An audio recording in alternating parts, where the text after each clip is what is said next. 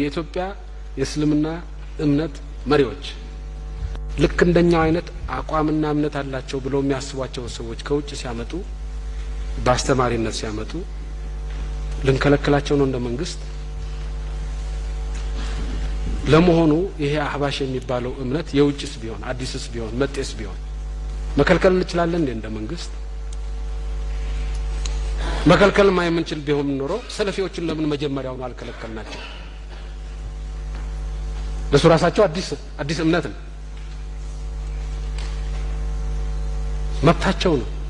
ህገ መንግስቱን እስካልተጻረሩ ድረስ የማምለክ የማመን የማስፋፋት መብታቸው ነው። ይሄን ለነሱ የጠየቁትን መብት ለሌላ መከልከል አይችሉም። ህገ መንግስቱ አይፈቅድም። ስለዚህ እኛ እንደ መንግስት አህባሽ ይምጣ አይምጣ